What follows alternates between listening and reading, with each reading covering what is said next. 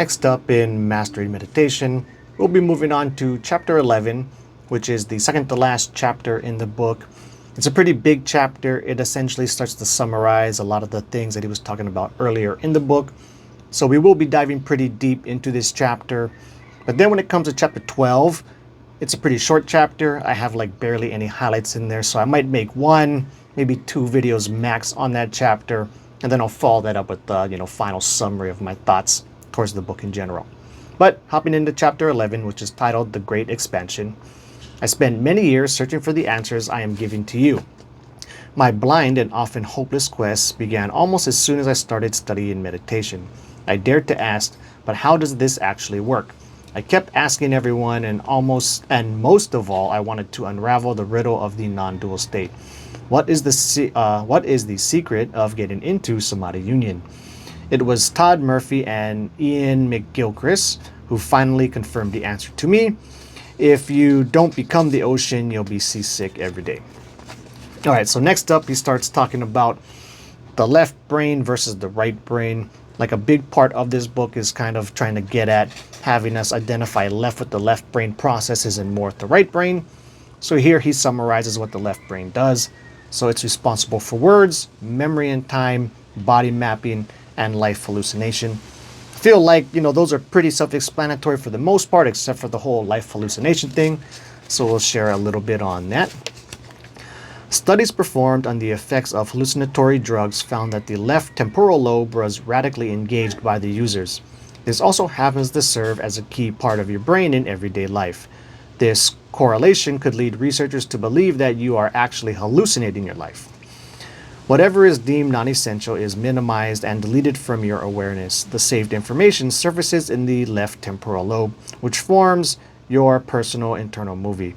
This confirms that you are not fully experiencing your true life, but rather a highly biased version existing inside of your brain. Seems pretty on point to me. You therefore do not really live your life, but instead partake in a self-made hallucination from bits and scraps collected from your five senses.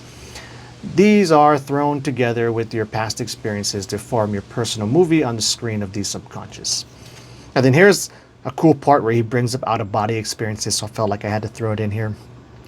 What happens if the yogi frees himself from one of these left brain processes, but not all?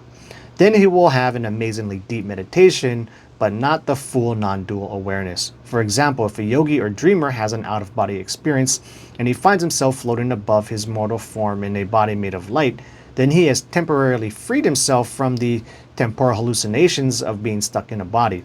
However, he is still operating within the subconscious projection of the map, which comes from the parietal lobe. The astral body experience is facilitated by this parietal mapping projection. And here he starts going into more of the right brain stuff. Leaving behind the left brain processes, we begin to identify more and more with the right brain. This begins the profound yogic journey to the enlightenment pathway. And then when it comes to the enlightenment pathway, that's broken up into 4 parts as well. 1 is leaving the left hippocampus. 2 is establishing the right hippocampus. 3 is passing by the right amygdala. And then 4 is connecting to the left amygdala. Some more right brain stuff. You first touch the right hippocampus in the silence of the low idle state.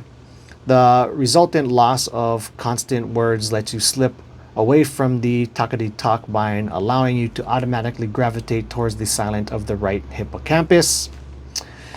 Here he gets into how, when you're in some of these deep meditative states, time can start to feel all screwed up.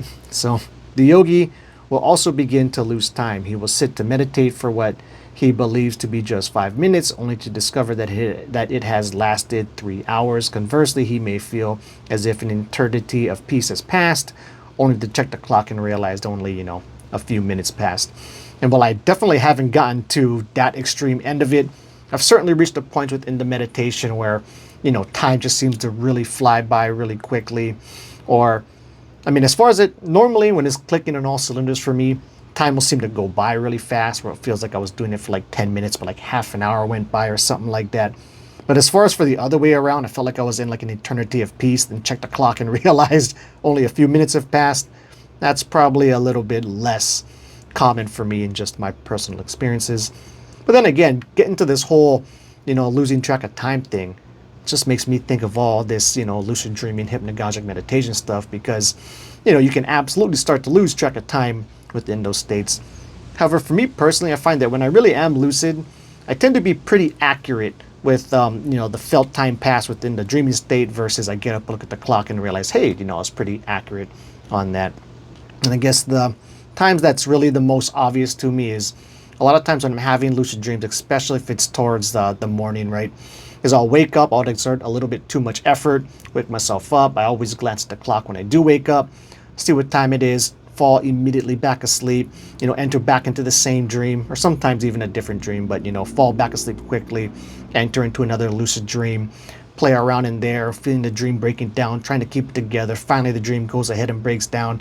I wake up, felt like 10 minutes to me in a dream, glance at the clock, indeed, about 10 minutes has passed. And sometimes I can go back and forth in that process for like a good hour plus, in 5 minutes, 10 minutes, wake up, glance at the clock, and everything seems to check out the majority of the time when I'm kind of in one of those states.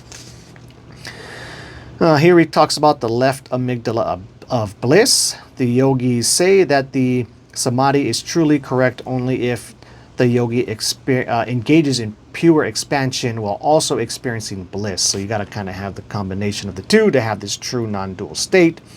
So the three conditions for the non-dual state are no physical body awareness, no breath awareness, and no energetic or astral body awareness.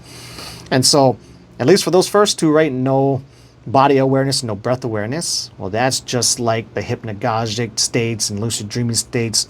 The no energetic or astral body awareness, that to me makes me think more of sleep yoga versus dream yoga, right, where dream yoga is essentially like lucid dreaming is, how we tend to think about it in the West. However, the sleep yoga is more of like the, existing in pure nothingness. This really awesome sounding state that I've often been trying to get to in my practice. Can never tell if I really got there or not yet. I've had experiences that seemed like it, but then what I've read and learned about it is that when you do have it, there is no if, ands, or buts. Like, you had it. And because I haven't had that strong experience where I really knew in my head, like, bam, that's it, I don't think I have quite got to this whole sleep yoga part of some of these, Tibetan dream yoga practices. Anyway, we'll leave it up there. Next up, he talks about NLP and enlightenment, or neuro-linguistic programming and enlightenment. So that should be a cool one to jump in. Until then, keep the meditation practice legit.